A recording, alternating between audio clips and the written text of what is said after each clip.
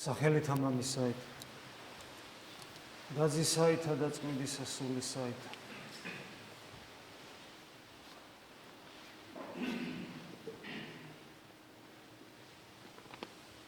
ხომ იცით, ჩვენი უმთავრესი პრობლემა ქრისტიანებისა რა არის?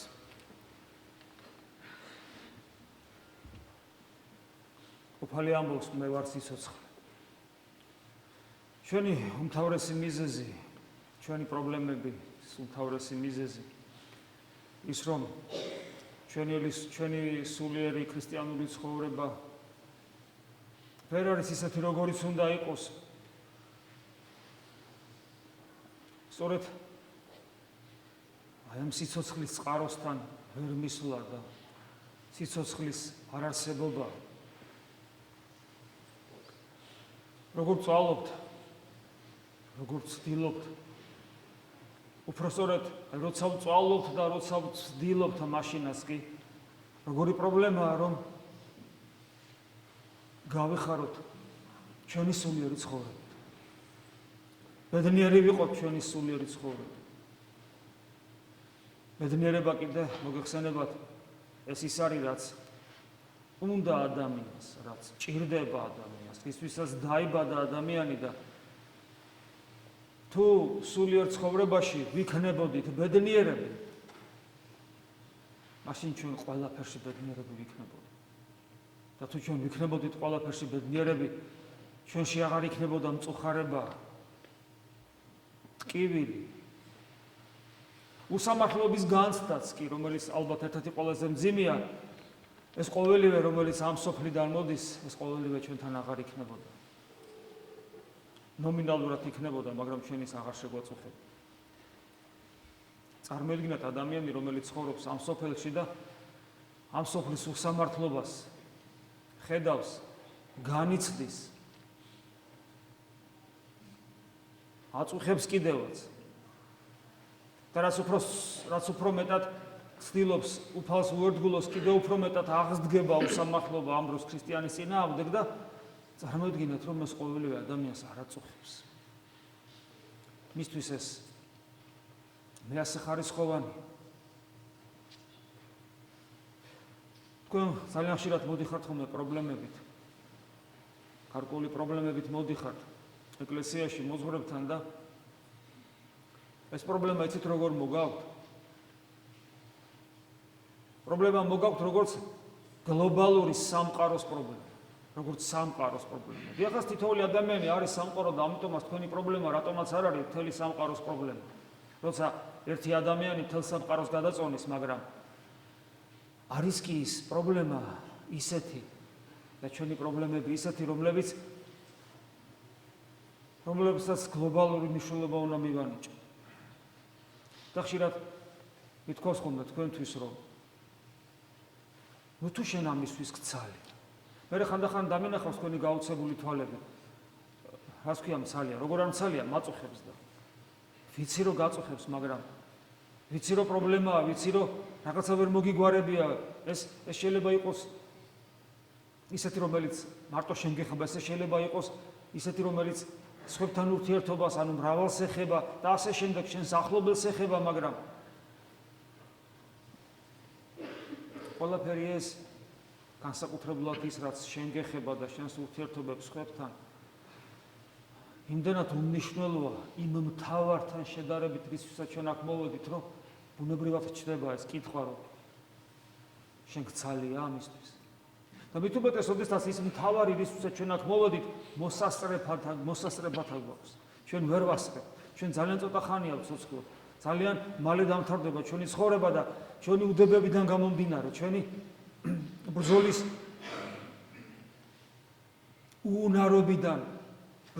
უუნარობიდან გამომდინარე.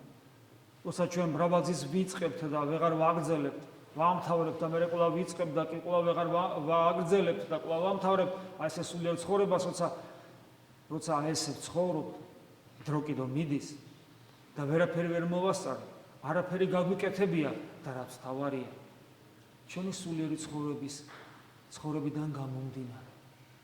ისეთი ბედნიერები ჯერ ვერ გამختარვართ, რომ აი ეს მეორე ხარისხოვანი საკითხები, რომელიც აქ მიწაში ჩვენს ხორცთან ერთად დარჩება, მეორე ხარისხოვანი საკითხები იმდენად გვანაღლებს და გვაწუხებს, რომ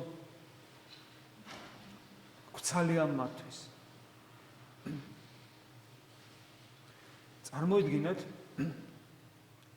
აი თითოეული ჩვენთაგანი წარმოიდგინეთ ჩვენი პრობლემები სულიერ ცხოვრებაში და უცებ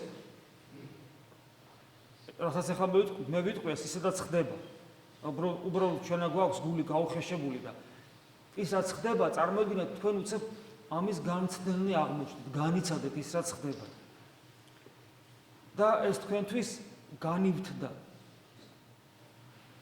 თუმცა ის ყოველთვის განივთებულია.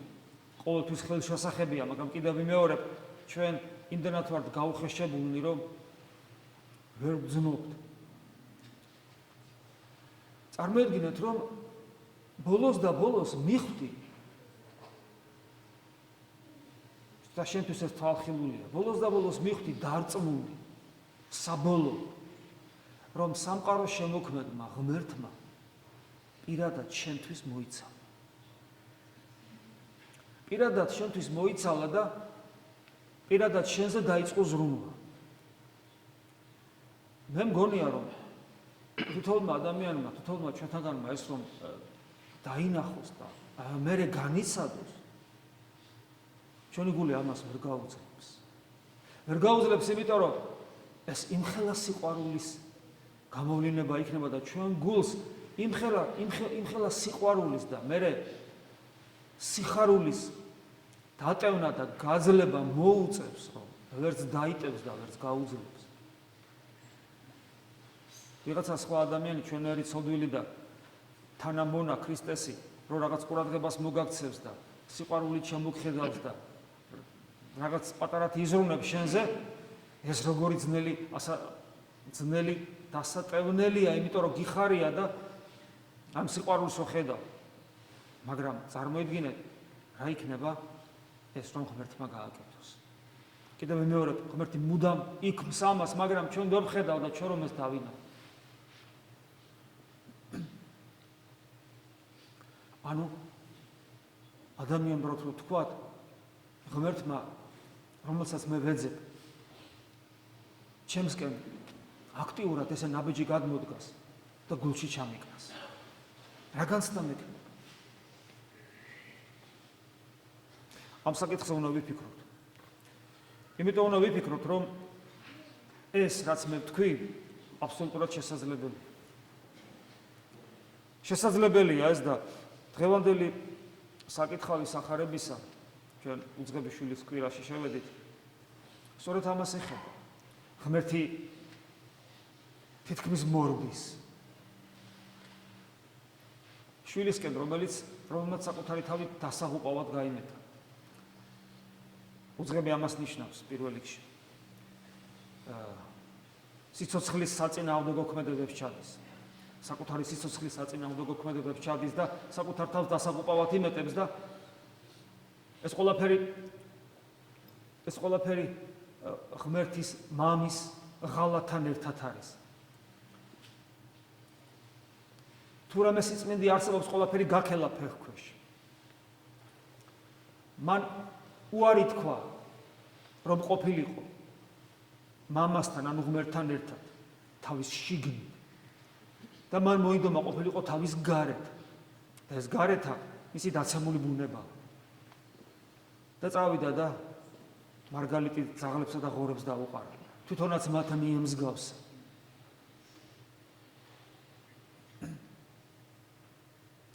და აი ესეთი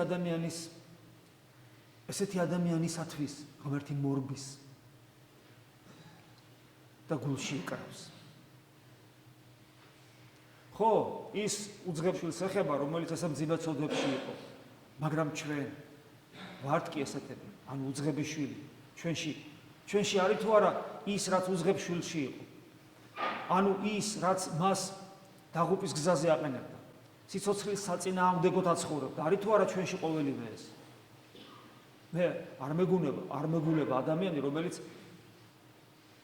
ცდილობს რომ სწორედ ცხოვრებით იცხოვროს და საკუთარ თავში არ დაინახოს. უძღებეშვილის იგავი თითოეული ჩვენთაგანისათვის არის დაწერილი, ჩემთვის, შენთვის არის დაწერილი იმიტომ, რომ ჩვენში ეს უძღებობა, ანუ საკუთარი თავის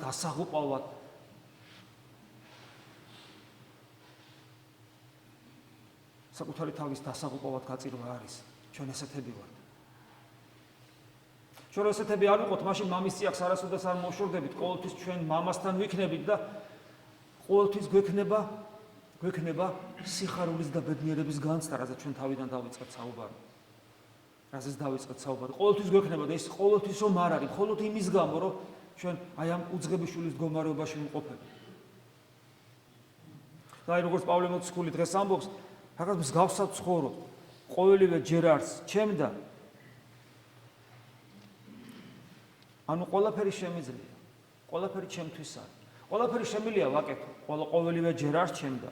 თუმცა მე ამბობს, არამედ არა ყოველი უმჯობეს არის.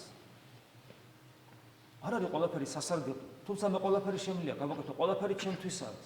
ჩემი ხორცი ჩემთვის არის, რასაც მინდა მე იმას გავაკეთო.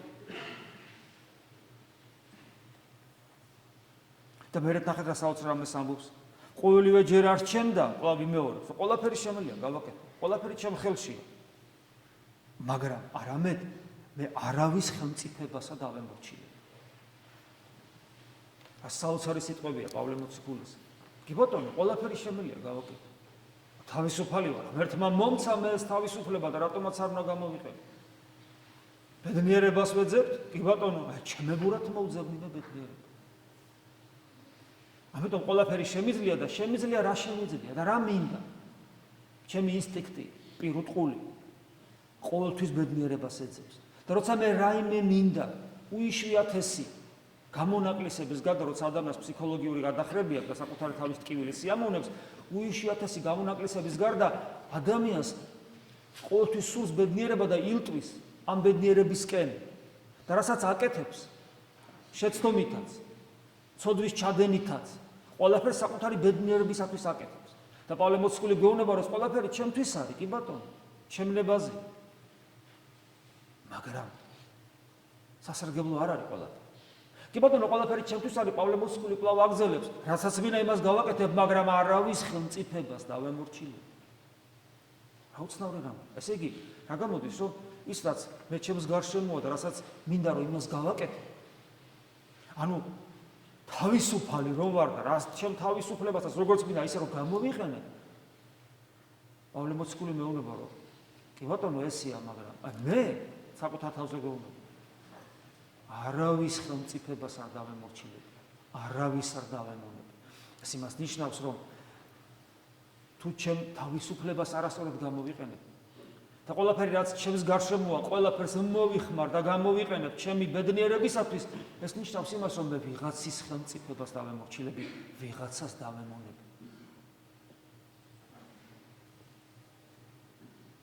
ქანაესი არ ეგონა უძღებშვილს, როცა მამის სახლიდან მიდიოდა. აი, უძღებიშვილისათვის რომ გვეკითხა, რატომ მიდიხარ აგი? თავისუფლება მინდა, ხო იტყოდა? აბა რა სიტყოდა? მომბეზდა გასვეს, როგორ შეიძლება როდემა და უნდა იყოს ესე მამის თავისუფლება მინდა, იტყოდა უძღებიშვილი. დღევანდელი საზოგადოება ტაშ დაუკრავდა. მის უფლებებს რა თქმა უნდა დაიცავდა, ვინმეს რო გაეპროტესტებინა. მამამისას დაიჭერდნენ. უფროშვილსაც დაიჭერდნენ. ვინმეს რო გაეპროტესტებინა. და ვინმეს რო დაეშალა. არა შვილო, ეს არ გააკეთა. მაგრამ მამა არ უშლის. არ უშლის იმიტომ, რომ მან ძალიან კარგად იცის, რომ დავუშალოს. არ წავა, მაგრამ ზუსტად ისეთი იქნება, რომ წასულიყო. უბრალოდ თავისი შინაგანი სამყაროს რეალიზებას ვერ მოახდენს, მაგრამ იგივე იქნება. მამა არ არის მოძალადი. ღმერთი არ ძალადობს ჩვენზე. ჩვენ შეიძლება აი საშინელი ნაბიჯი გადავდგათ. მერე გადავდგავთ, მერე უბედურება გვეწევა და მერე ვფიქრობთ, ღმერთმა რატომ არ შემიშალა ხელი? იმიტომ, რომ საკუთარი თავი დაგენახა. იმიტომ, რომ შენი საკუთარი თავის გარეთ ცხოვრობ. ეს რამდენად გვემუქრება ჩვენ? როგორ არ გვემუქრება? განა ჩვენ წოდებს არ ჩავდივარ, მერე რა რო აქ ვარ. კი ბატონო, მამის წიაღში ვართ, მაგრამ აბა გაიხსენეთ, ხანდახან რა უცნაურ ამას გავაკეთებთ ხოლმე. რა უცნაურად გამოვლინდება ხოლმე ჩვენი შინაგანი სამყარო. ჩვენთვის ხანდახან აბსოლუტურად მოულოდნება. აი, ეს რა ვქენი? ეს რა ვთქვი? ეს როგორ შევხედე? ეს როგორ მომივიდა? არ გვემართება ხოლმე ეს? გვემართება. გვემართება, იმიტომ რომ ჩვენ შინაგან სამყაროს არ ვიცნობთ და ჩვენ მამის სახლის გარეთ გვინდა ცხოვრება. სად არის მამის სახლი? ადამიანი იკითხავს. მამის სახლი, მამის სამეფო. მამის სამეფო სასუფეველი. სად არისო სასუფეველი? სად ეძებეთო? თქვენ შიგნით ეძებეთო. აი ესეთი უცნაურად არის ადამიანი მოწყობილი ღვთისაგან, რომ ის სახლი, რომელიც მამისა, ანუ ღმერთისა, ის სახლი შენშივია შიგნით. რატომ არის შენში შიგნით? კითხვა უჩნდება ადამიანს, რატომ ჩემში შიგნით? რატომ? აბა სად უნდა იყოს? სად უნდა იყოს? აქ ლაპარაკია მატერიალურ სამყაროზე. ნივთიერ სამყაროზე. სად უნდა იყოს ნივთიერ სამყაროში შენი სახლი, ანუ იგივე მამის, ანუ იგივე ღმრთის სახლი, თუ არა შენში? რატომ? მაშინ მომინახეთ ამ სამყაროში უფრო ლამაზი, უფრო მშვენიერი, უფრო დიდებული ადგილი თუ არა შენი გული, გულის გული. თვარაზე იყოს? ჯომოლუგმაზე? სად უნდა იყოს? თუ აქ ჩვენთან თავისუფლების მოედანზე, სად უნდა იყოს მამის სახლი? თუ ამერიკაში, ეს ოღონდ ამერიკაშია. სად უნდა იყოს სახლი? სად? რომელ გალაქტიკაზე? სად წახვა? სად მონახავ იმაზე უფრო ლამაზ, მშვენიერს და იმაზე უფრო უსასრულოდ დიადს პოტენციაში ადგილს თუ არა ადამიანის გულის გული. ხო და აი ყველაზე დიდებულ ადგილას ამ სამყაროში მიგითითა ყველაზე დიდებულ ადგილზე ამ სამყაროში და ყველაზე დიდებული ადგილისკენ ამ სამყაროში მიგითითა უფალმა, რომ იქ არისო ჩემი სახლი. ეს რას ნიშნავს? ადამიანი იკითხავს. ეს იმას ნიშნავს, რომ საკუთარ თავში უნდა ვიხედებოდეთ, საკუთარ თავს უნდა ვიცნობდეთ და მოვიცავდეთ საკუთარი თავში ჩახედვისათვის. ჩვენი ზედაპირული ქრისტიანული ცხოვრების მიზეზიც ეს არის. ერთ-ერთი მიზეზი ყოველ შემთხვევაში, რომ ჩვენ არ ვცხოვრობთ შიგნით, ჩვენ ვცხოვრობთ გარეთ. გარეთ რა ხდება? ადამიანი იკითხავს. გარეთ იმდენი საინტერესო რამე ხდება. მაგალითად, ყველაზე გავრცელებული სამრევლოს ცხოვრებაში სხვების ცოდვები ხდება გარეთ. რა საინტერესოა, წარმოიდგინე, სხვების ცოდვები. თითოეული ადამიანი ხო მთელი სამყაროა, ეს ვიცი. ყოველი ადამიანი ხო ცოდვილია, ესეც ვიცი. სიმართლე ხო ერთია. რა თქმა უნდა, ესეც ვიცი. სად არის ეს სიმართლე?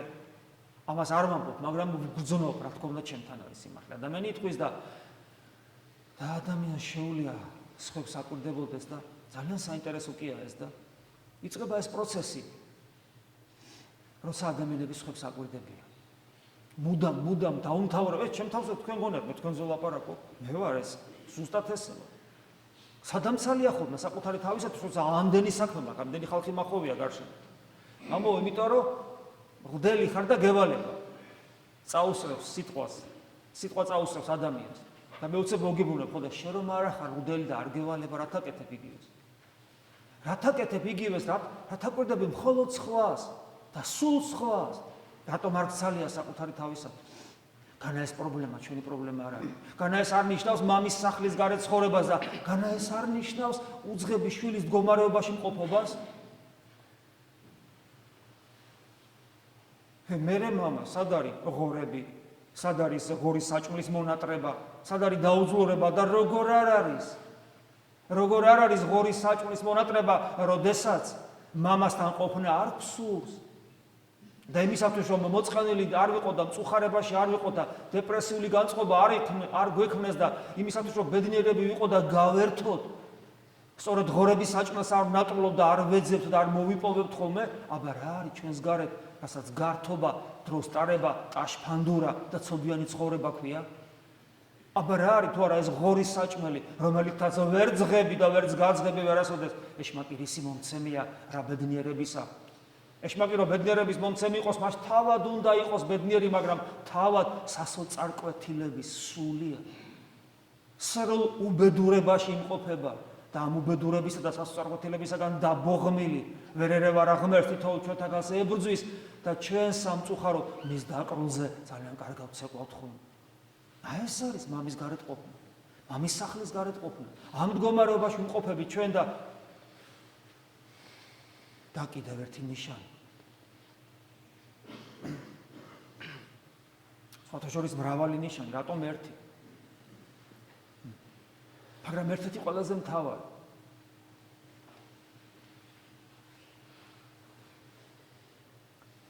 თუ მამის სახლში ვარ, მაშინ გახსოვთ როგორ გუნდება მამის სახლში უძღები შვილი. სინამდვილით და რას იღებს? აი როცა მამის სახლში აღმოჩნდა, რას იღებს? სამოსელი პირველი, ბეჭედი თილზე, ხამლი, ზვარაკი ჭამებული, ეს რა სიმბოლოებია, თქვენ ძალიან კარგად იცით. რა მადლმოსილებაა, რა დაწინდულობაა ღმერთთან. რა ნების ყოფა და სიმტკიცეა ბრძოლაში და სვლაში ქრისტესკენ. მე ჩამოვთვალე სიმბოლოები, განმარტებები სიმბოლოებისა, სამოსელი, ბეჭედი და ხამლი.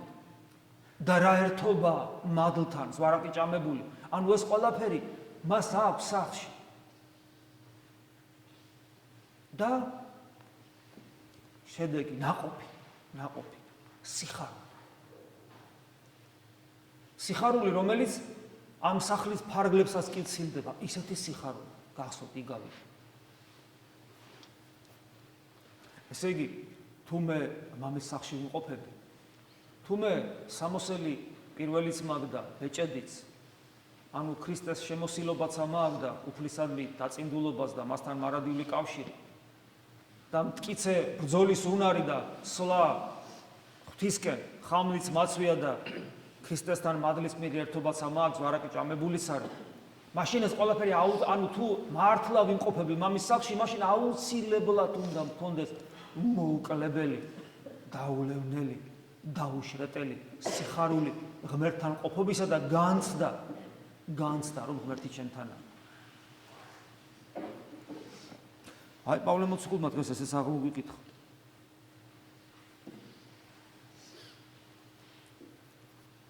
რომ არა უწყითა, არამედ ხორცნი ეგე თქვენი, ტაძარნი თქვენ შორის სულისა წმინდისანი არიან. აღმოდგინეთ, აი ჩვენ ხო არ ვიცი, როგორ ვკითხულობთ წმინდა წერილს, მაგრამ ნამდვილად ვიცი, რომ ისე არ ვკითხულობთ, როგორც საჭიროა, იმიტომ რომ ადამიანმა რომ გაიაზროს, ას ნიშნავს ღმერთის ტაძარი. აი ეს ხორცი ღმერთის ტაძარი. როგორ შეიძლება რომ ცოცხალი ღმერთის ტაძარი იყო და გრძნობდე საკუთარ თავს დაცარიელებულად ღმერთისაგან.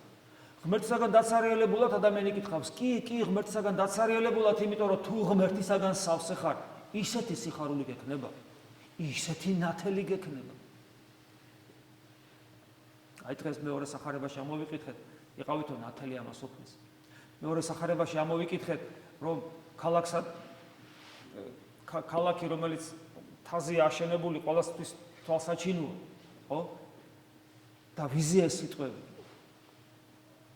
და კონკრეტულად დღეს ეს საკითხები ეთრობოდა ბასილი დიც, გრეგორ ღვთისმეტყველს, ივანე ოქროპილს. რა საოცარია, ხო, საეკლესიო ტრადიცია, ეს სამი ადამიანი გაერთიანა. აქედან წმინდა ივანე ოქროპილი მათ არც კი იცნობდა. ახალგაზრდა იყო ძალიან, როგორც უკვე ისინი მოღვაწეობას ამთავრებდნენ. არც კი იცნობდა. მაგრამ მაშინ და დღეს რა თქმა უნდა ერთად არიან. რატომ არის ეს ერთად სამი? ამას თავის ისტორიული წანამძღვრები აქვს, რატომ ხდება რომ ეკლესია მათ ერთდროულად იხსენებს, მაგრამ ამ ისტორიული წანამძღვრების გარდა სულიერი მიზეზებიც არსებობს. ხო იცით რომ სულიერი მიზეზის გარეშე ეკლესიაში არაფერი არ ხდება არასოდეს. ეს არის ის ნაყოფი, აი ამ სამი დიდებული ადამიანის მიერ გამოღებული, რომელიც თითოეული თქვენთაგანში მეტნაკლებად უნდა ვლინდებოდეს და თითოეული თქვენთაგანს უნდა გამოგქონდეს ეს ნაყოფი.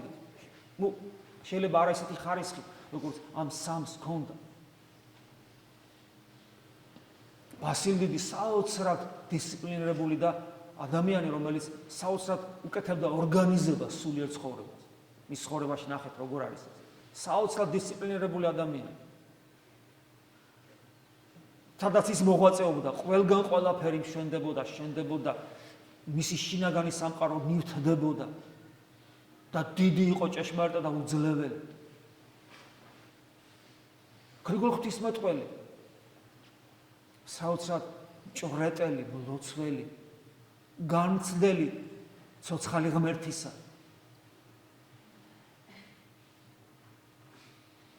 წმინდა იონე ოქროპირი, გულმხურვალე, ქადაგებელი, რომელსაც შეიძლება მხოლოდ ელია თესბიტელი შევადარო. თავისი გულმხურვალები. ნახეთ რა მივიღეთ, დისციპლინა. როცა ყველაფერი მშვენდება და ლაგდება, სულიერი ცხოვრებიდან გამომდინარე. ჭვრეტელობა, ცოცხალი ღმერთის ხილვა. ასევე სულიერი მდგომარეობიდან გამომდინარე. და გულმხურვალება, შეუდრეკელი ბრძოლის უნარი. და ღვთის სიტყვის საოცარი ქადაგება, შინაგანი სულიერი მდგომარეობის გამოვლინება. აი ეს სამი ერთად უნდა იყოს თითოეული ადამიანის საკუთრება.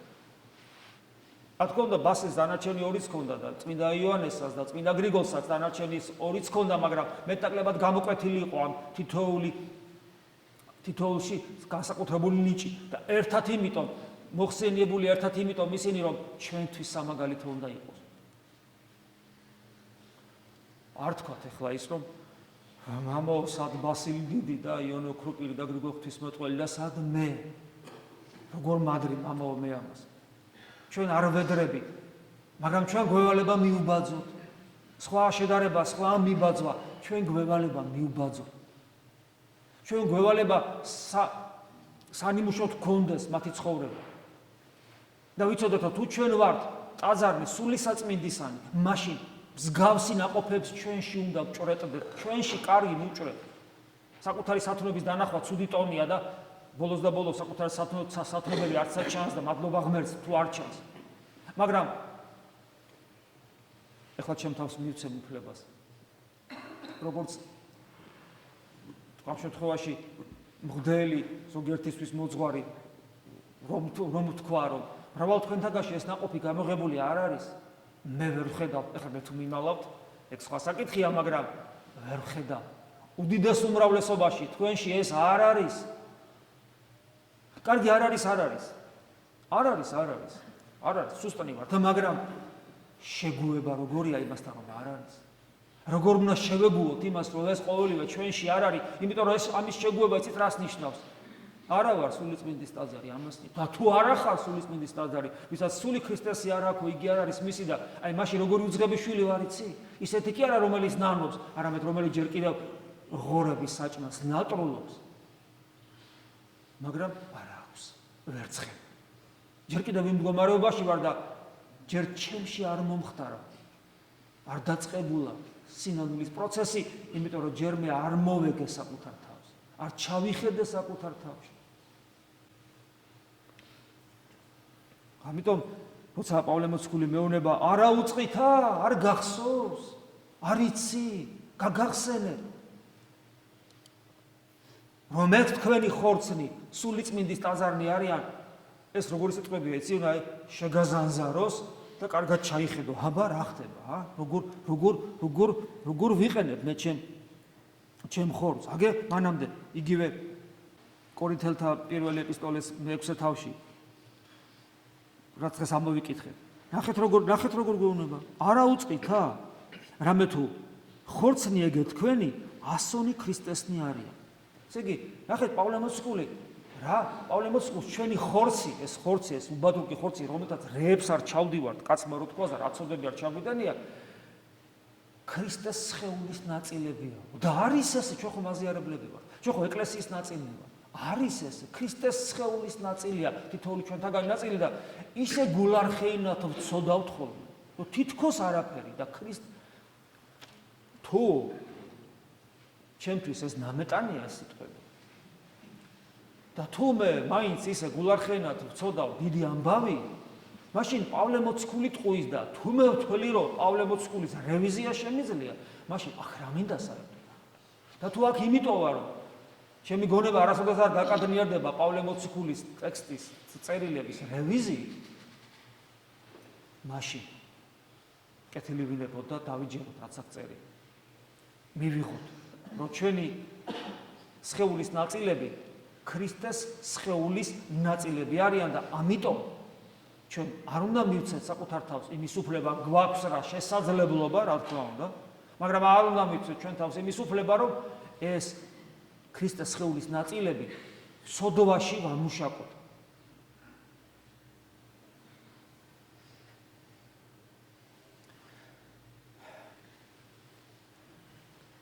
პავლე მოციქული კიდევ აგზელებს, რომ თქვენო არ დაგვავიწყდეს თან, რომ სასყიდლით სყიდულნი ხართ. გამოგისყიდათ ღმერთმა. რა თქმა უნდა, ჯოჯოხეთისაგან, რა თქმა უნდა, ცოდვისაგან, ჯოჯოხეთისაგან, სიკვდილისაგან. აი როგორც მონას რომ მისი მონები ვიყავი. მონა სიკვდილისა, ხრწნილებისა, მონა ვნებებისა, მონა ცოდვისა, მონა ეშმაკისა საბოლოო ჯამში, ხო? ჩვენი დაცემული ბუნების მონანი ხო ვიყავით? მოდის ღმერთი და გადაიხადა საფასური, ძალიან ძვირფასი. რა საფასურია? ყველამ ვიცით, საკუთარი სისხლის საფასური.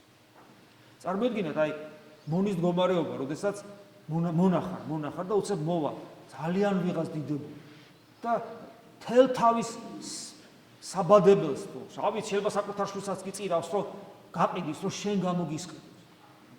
თავის სახში წაგიყვანს და მე ეტყვი, რომ იცი რა, ეხლა ეს შენი ქონება გამიყავი, მე უნდა წავიდე. აი ეს გვემართებს ჩვენ. ამ მდგომარეობაში ვიმყოფები ჩვენ, როდესაც საკუთარ თავში სასუფეველს არ ვეძებთ, საკუთარი თავიდან გავდივარ და უძღების შვილის მდგომარეობაში ვიმყოფები და გვავიწყდება, რომ ის საფასური, რომელიც ჩვენში არის, ჩვენთვის არის გადახდილი, ეს არის ქრისტეს უწმინდესი სისხლი.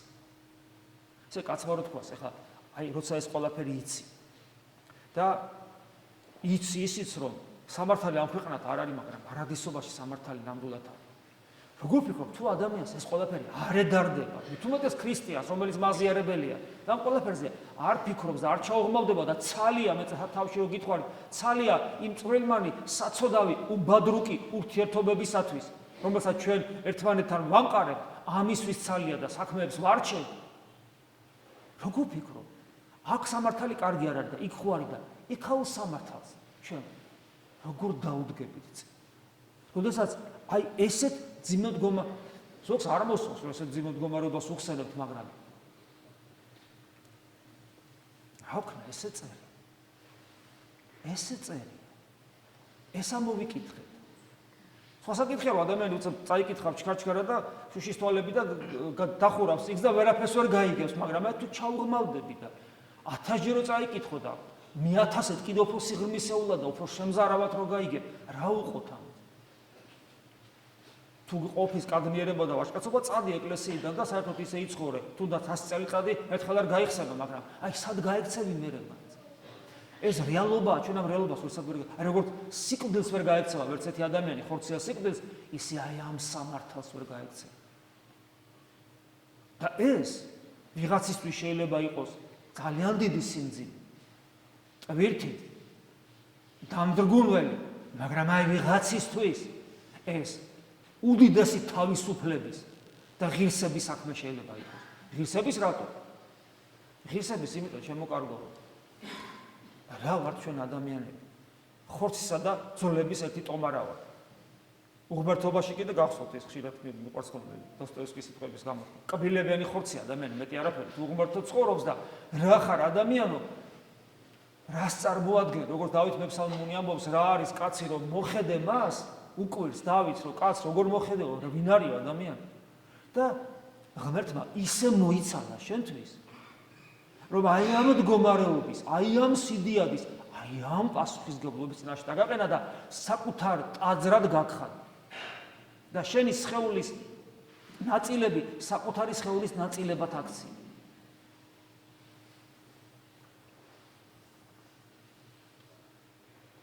და პავლე მოციქული გვეუბნება, რომ რადგან ესია, ამიტომ ადიდეთ უკვე ღმერთი ხორცითა მაგით თქვენითა, რომელიც უკვე ღმერთის არის. აი, ადიდეთ ღმერთი ხორცითა მაგითა თქვენითა ხორცით რომელიც უკვე ღმერთის არის და აი ამ შემთხვევაში თავიდან რო ამბობს პავლე მოციქული ყველაფერი შემიძლია გავაკეთო მაგრამ არ გავაკეთებ იმიტომ რომ მე არავის ხელმწიფებას არ დავემორჩილები აი მონობისაგან თავისუფლება რომ არავის არ დაემუნები და ხდები სრული თავისუფალი და ის რომ ღმერთის ეს ხორცი ღმერთს აჩუქე ასე ვთქვათ მოდი ეს სინონიმები ანუ თავისუფლება მხოლოდ იმ ღირსების შემდგომ მოდის როდესაც შენი ნები შენი სურვილი და დიდი სიხარული გადაწყვიტავ რომ შენი სხეულის ნაწილები ღმერთის სხეულის ნაწილები იყოს და იწყებენ შენი ბუნება შენი ხორცი და შენი სხეულის ნაწილები იწყებენ საღვთო საქმეების კეთებას აი ეს ყოფილა ყველაზე დიდი თავისუფლება აბსოლუტური თავისუფლება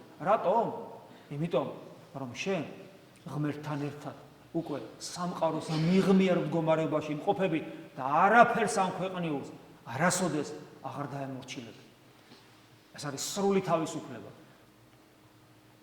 და ჩვენი ღირსება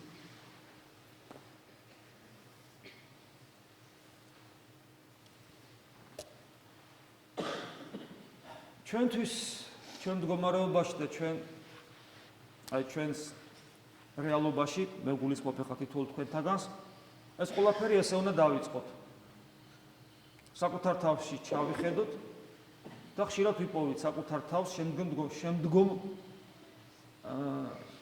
მდგომარეობაში რომ არ გვექნება ძალიან ხშირად არ გვაქვს და არ გვექნება ძალიან ხშირად განცდა ჩვენში ღმერთის მყოფობის ძალიან ხშირად ჩვენ პრობლემა გვაქვს ამასთან დაკავშირებით და ღმერთს ვერ გძნობთ შიგნით ეს მხოლოდ ის შეიძლება ამას მიხვდეს ეს რას ნიშნავს ვისაც უგუზნია რას ნიშნავს ღმერთის შენში მყოფობა თუ ადამიანს არ უგუზნია რომ ღმერთი არის შენთან ის ჯერ ქრისტიანი არ არის მიუხედავად იმისა რომ შეიძლება იყოს რაღაც ცნებების აღსრულებელი აღსარებელი მაზიარებელი ლოცვებს კითხულობდეს მაგრამ თუ არ აქვს განცდა ცოცხალი ღმერთისა შიგნით არ ქონია უბრალოდ განცდა ცოცხალი ღმერთისა შიგნით ხანდახან მაინც ის ჯერ ან ერთხელ მაინც მოდი ესე ის ჯერ ქრისტიანი არის მაგრამ თუ ერთხელ მაინც ქონია ეს განცდა მანიც ეს რასაც ნიშნავს ეს არის მდგომარეობა როცა სავსე ხარ ღმერთით სავსეს გულისხმობ იმ დონეზე რადგანაც შენ იტევ და შეგიძლია ეს ნიშნავს რომ სავსე ხარ ღმერთით ნიშნავს რომ სავსე ხარ ბედნიერებით რომელიც რა თქმა უნდა ვლინდება სიხარულში მე იწყება ამ მდგომარეობის მოკლება იმიტომაც ხშირად უпростоრად ყოველთვის იმიტომ რომ ამ ხიბში არ ჩავარდე და ღმერთი იღებს ამ მალს ან ცოდვაში ჩავარდე და ღმერთი იღებს მალს ნებისმიერ შემთხვევაში უძღების შვილის მდგომარეობაში აღმოჩნდება და იწყებ იმ წამსვე იწყებ ბედნიერების შენარჩუნებისათვის ბრძოლას არასწორი მეთოდებით და გინდა რომ რაღაცნაირად ამ სოფლიურად გაერთო. ეს დასაძრახისი სულაც არ არის თავიდან. მაგალითად მონასტრებშიც კი მონასტრის განწესებებს რო ვკითხულობთ, იქ არის თქვა ტიპიკონებს, იქ არის თქვა აი იცით რომ დღესასწაულზე თქვა დიდი ნუგაშინის ცემაი ძმათა და იქ იგულისხმება თევზი და შეიძლება რა ყურძენი და შეიძლება ცოტა ერთი ჭიქა ღვინო და ასე შემდეგ. ნუგაშინის ცემა. ეს რას ნიშნავს? ეს იმას ნიშნავს, რომ მიუხედავად იმისა, რომ მონასტერია და ადამიანები ცხოვრობენ იქ, რომელმაც დაუტოვეს ეს სოფელი ღმერთისათვის, მიუხედავად ამისა, მათ აქვთ ღვთისაგან მიტოვებულობის განცდა, სიცარიელე და ამის რომ ამან დეპრესიისაკენ არ დაძლევს და მწუხარებისაკენ და მოწყენილობისაკენ რაღაცნაირად ივსებენ. ეს გასაგებია და პრინციპში ეს მისაღებიც არის ოღონდ თავიდან. მაგრამ თუ თავიდან შეიძლება ბოლომდე გაყოს ეს ადამიანს ოღონდ ერთი პირობი. ადამიანი ამ მდგომარეობას, მონოზონი იქნება, თუ ერის ადამიანი არ უნდა ეგუებოდეს. უბედურება მაშინ იწყება, როდესაც ადამიანი საკუთარ სიცარიელეს ღმერთისაგან შორს ყოფობას ეგუება და ეს მაინდა-მაინც არ აწუხებს.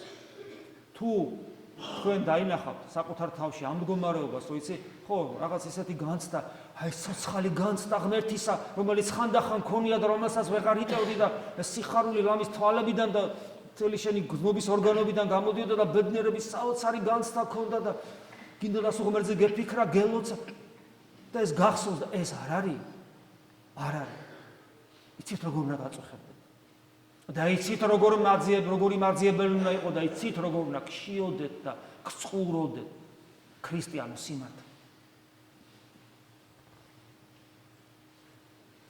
მესე მგონია რომ დღევანდელი იგავი ჩვენთვის ამ კუთხითაც არის დასანახა. რომ რამდენჯერად ჩვენ არ გშია და გწყურია ღმერთი ჩვენში და მის გარეშეც გზნობთ თავს ისე რომ ეს მაინდა-მაინც არ გვაწუხებს. იმდენჯერად უძღებიშვილის მდგომარეობაში ვიმყოფებით და იმდენჯერვე უნდა გავაკეთოთ ისაც უძღებმა შვილმა გააკეთა. მოეგო თავსათვის. ჩავიხედოთ საკუთარ თავში. არ შევეგუოთ ის როგორც ის ვეღარ შეეგუო. ნუ მივყვათ იქამდე ჩვენ მდგომარეობას რომ ვეღარ ვეგუებოდეთ. არც უნდა შევეგუოთ. კი ბატონო, ვერც უნდა შევეგუოთ. და ყოველდღე რომ მოგვიწიოს.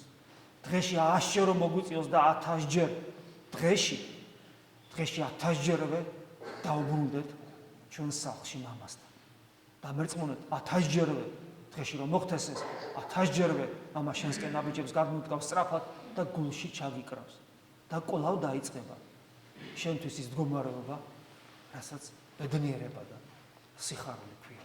რომელიც არის მხოლოდ მამის წიაღში, რომელიც არის ჩვენში, ამ სამყაროში და სხვაგან საძიებელი არ არის.